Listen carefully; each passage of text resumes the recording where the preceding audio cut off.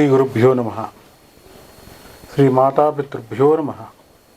గురవే సర్వలోకానాం విషజే భవరోగిణాం నిధయే సర్వవిద్యానాం శ్రీ గురు దక్షిణామూర్తయే నమః.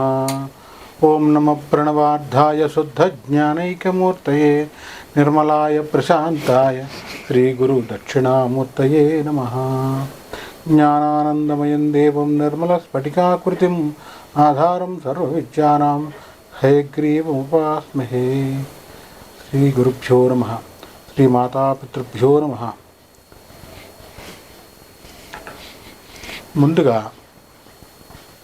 శ్రీ విశ్వావసునామ సంవత్సరంలో మేషాది ద్వాదశ రాశుల వారికి సంబంధించి ప్రధానంగా సర్పగ్రహాలైనటువంటి గ్రహాల్లో రాహుగ్రహ కేతుగణ సంచారంలో మార్పు సంవత్సరంన్నర తర్వాత చూస్తున్నాం.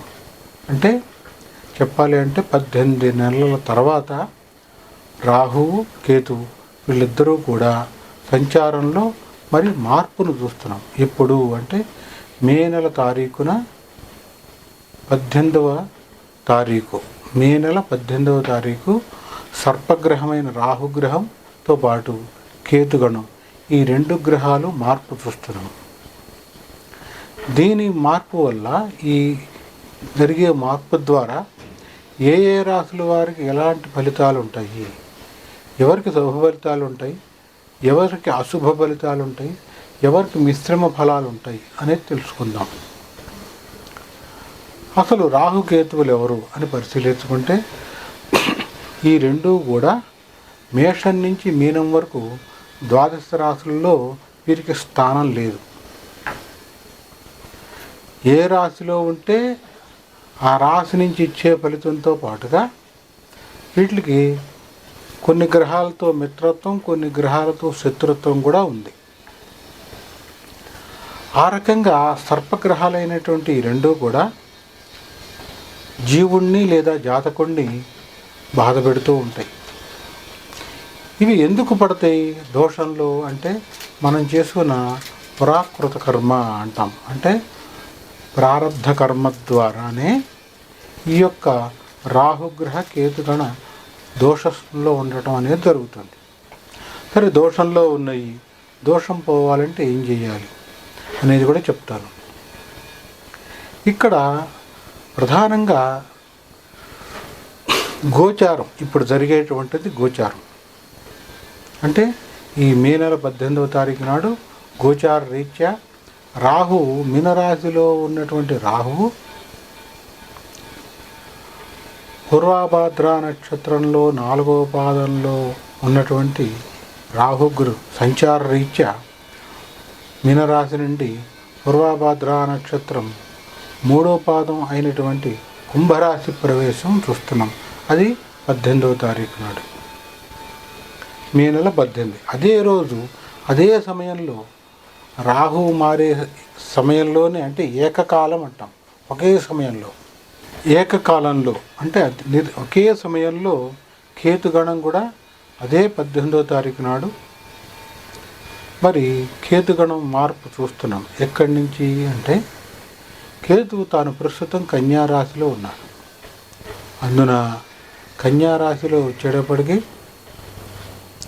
ప్రధానంగా ఉత్తరా నక్షత్రంలోని 2వ పాదంలో ఉన్నాడు. 2వ పాదం నుంచి ఉత్తరా నక్షత్రంలోని మొదటి పాదం అయినటువంటి సింహరాశి ప్రవేశం చూస్తున్నాం. ఈ రాహువు కేతువు ఇద్దరూ కూడా మీనరాశి నుంచి కుంభరాశిలోకి రాహువు, కేతుగణం వచ్చి కన్యారాశి నుంచి సింహంలోకి, అంటే వీళ్ళిద్దరూ కూడా వెనక్కి సంచారం చేస్తారు. దీన్నే వక్ర సంచారం అంటాం.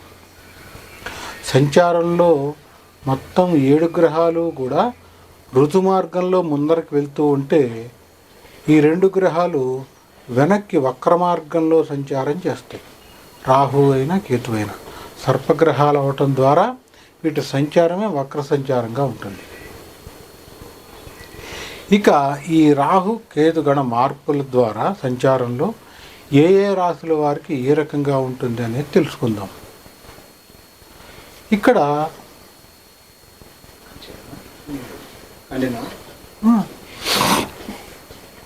ఇక్కడ ప్రధానంగా చూడాలి అంటే రాహువు కేతువు జన్మజాతక చక్రాన్ని పరిశీలించుకుంటే, ఉదాహరణ జన్మజాతక చక్రం అంటే ఎలా తెలుస్తుంది? జన్మించినప్పుడు ఉన్నటువంటి సమయం, తారీఖు అనుసరించి వచ్చేటువంటి జాతక చక్రాన్ని జన్మజాతక చక్రం అంటాం. ఇంగ్లీష్లో బర్త్ చార్ట్ అంటాం. కొంతమందికి రాహు జన్మజాతక చక్రంలో బర్త్ చార్ట్లో 5వ ఇంట్లో, 4వ ఇంట్లో, మరి 7వ ఇంట్లో ఇలా ఉండటం చూస్తూ ఉంటాం. 4వ ఇంట్లో ఉంటే మటుకు ఈ సర్పగ్రహాలు వాహన స్థాన సర్పదోషం అంటాం. సంతాన స్థానంలో ఉంటే సంతాన స్థాన సర్పదోషం అంటాం. అలా కాకుండా వివాహ స్థానంలో ఉంటే వివాహ స్థాన సర్పదోషం అంటాం. ఇలా కాకుండా రాహుకేతువుల మధ్యలోనే మిగిలిన గ్రహాలన్నీ కూడా బందీ అయిపోయి ఉంటే దాన్ని కాలసర్పదోషం అంటాం. సవ్యకాల సర్పదోషం, అపసవ్యకాల సర్పదోషం కూడా ఉంటుంది. ఇవి సర్పదోషంలో ఉండేటువంటి రకాలు. సరే, ఏ దోషం ఎలా ఉన్నా ఏం చేస్తే విరుగుడు అనేది నేను ఈ వీడియో చివరిలో చెప్తా. అంటే ఏ రకంగా చేస్తే ఏ రాశి వారికి పరిహారం బాగుంటుంది అనేది నేను చివరిలో చెప్తాను. ఇక ముందుగా ఒక్కొక్క రాశికి గురించి సంబంధించి పరిశీలించుకుని, అదే సందర్భంలో మేషరాశి నుంచి మీనరాశి వరకు గల ఈ 12 రాశుల వారికి రాహుగ్రహ కేతుగణ సంచార మార్పుని ఒక్కొక్క రాశికి మరి విపులీకరించి, విశదీకరించి, విశ్లేషణాత్మకంగా తెలియపరుస్తాను. తదుపరి మిథున రాశి. మిథున రాశి వారికి సంబంధించి ఈ మే మాసంలో రాహుకేతువుల మార్పు పరంగా ఈ రాశి వారికి ఏ రకంగా ఉంటుందో పరిశీలిద్దాం. మిథున రాశి వారికి ఇప్పటి వరకు రాహు సంచారంలో దశమంలో, కేతు వచ్చేటప్పటికి అర్ధాష్టమంలో కన్యారాశిలోనూ ఉన్నారు. రాహు వచ్చేప్పటికి దశమంలో మరి మిథున రాశి వారికి మీనరాశిలో ఉన్నారు. ఇప్పుడు ఈ 2 గ్రహాలు కూడా మిథున రాశి వారికి వచ్చేటప్పటికి నవమస్థానం కుంభరాశిలోకి రాహు ప్రవేశం చూస్తున్నాం. కేతు వచ్చేటప్పటికి ఈ యొక్క తృతీయమైనటువంటి సింహరాశి ప్రవేశం చూస్తున్నాం. ఈ రీత్యా ఏ రకంగా ఉంటుంది అంటే మిథున రాశి వారికి చాలా బాగుంటుంది. ఎలాంటి ఇబ్బంది లేదు. కొంత డబ్బు ఖర్చు అయినా కూడా అన్ని రకాల కూడా చాలా బాగుంటుంది. మరీ ముఖ్యంగా మిథున రాశి వారికి సంబంధించి పరిశీలిస్తే కనుక ఈ రాహుగ్రహ కేతుగణ మార్పు ఆకస్మిక ధనలాభాన్ని ఇస్తుంది. అప్రయత్నంగా మంచి హోదా లభిస్తుంది. మీకు రావాల్సినటువంటి డబ్బు మీ చేతికి అందుతుంది. ఇలా అన్ని వైపుల నుంచి కూడా మిథున రాశి వారికి బాగుంటుంది. ఆకస్మిక ధన సువర్ణ లాభం, భూలాభం, ఇలా అన్ని రకాల లాభాలు కనపడుతున్నాయి. ద్రవ్యలాభం. అదే సందర్భంలో మిథున రాశి వారికి సంబంధించి చూస్తే కనుక రాహు నవమస్థానంలో ఉండటం ద్వారా భక్తి జ్ఞానాన్ని కూడా పెంపొందించుకుంటారు. ఆధ్యాత్మిక పరంగా కూడా బలంగా ఉండగలుగుతారు. అంటే మీరు నమ్ముకున్నటువంటి దైవాన్ని బలంగా నమ్ముతారు. ఇక్కడ మిథున రాశి వారికి సంబంధించి పరిశీలిస్తే కనుక మీ యొక్క వ్యక్తిగత జాతకంలో కూడా ఈ యొక్క రాహు నవమంలో, కేతు వచ్చేటప్పటికి తృతీయంలో ఉంటే కనుక అప్పుడు మరింతగా యోగం వస్తుంది. అంటే మరింత శుభ ఫలితాన్ని పొందుతారు.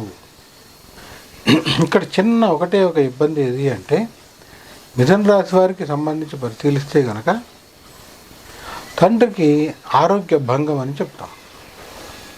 అంటే ఏదైనా అనారోగ్య సమస్య ఉంటే కనుక ఖచ్చితంగా మిథున రాశి వారికి అది ఇబ్బంది పెట్టేటువంటి పరిస్థితి. అంటే ఇక్కడ మిథున రాశి వారికి తండ్రి, ఆ రాశి మిథున రాశిలో ఎవరు వస్తారు అంటే పరిశీలిస్తే కనుక ఈ యొక్క మరి ప్రధానంగా ఇందాక చెప్పుకున్నట్టు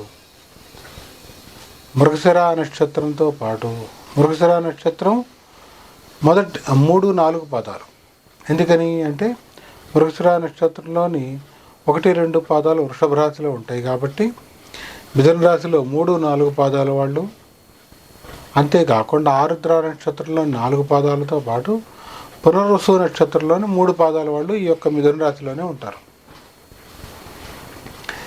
మరి వీరికి సంబంధించి పరిశీలిస్తే కేవలం ఎలాంటి ఇబ్బంది ఉండదు, కానీ తండ్రికి అనారోగ్య సమస్య, తండ్రి జాతకంలో ప్రస్తుతం ఏదైనా అపమృత్యు దోషం ఉంటే కనుక ఈ తీవ్రత ఎక్కువగా ఉంటుంది. అంటే మీ యొక్క వ్యక్తిగత జాతకంలో రాహువు 9లో ఉండి కేతువు కూడా మరి తృతీయంలో ఉంటే అప్పుడు ఈ తీవ్రత ఎక్కువ ఉంటుంది. లేని పక్షంలో తండ్రికి ఎలాంటి ఇబ్బంది ఉండదు. మొత్తం మీద ఇక్కడ మనం పరిశీలిస్తే కనుక మిథున రాశి వారికి సంబంధించి ఈ యొక్క సంవత్సరం గ్రహస్థితి చాలా అనుకూలంగా ఉందనే చెప్తాం. ఇందుకు సంబంధించి మీకు ఎలాంటి సందేహం ఉన్నా కూడా మీ యొక్క వ్యక్తిగత జాతకాన్ని పరిశీలించుకోవాలి అనిపిస్తే నా యొక్క నంబర్కి సంప్రదించండి, తెలియపరుస్తాను. శుభం, స్వస్తి.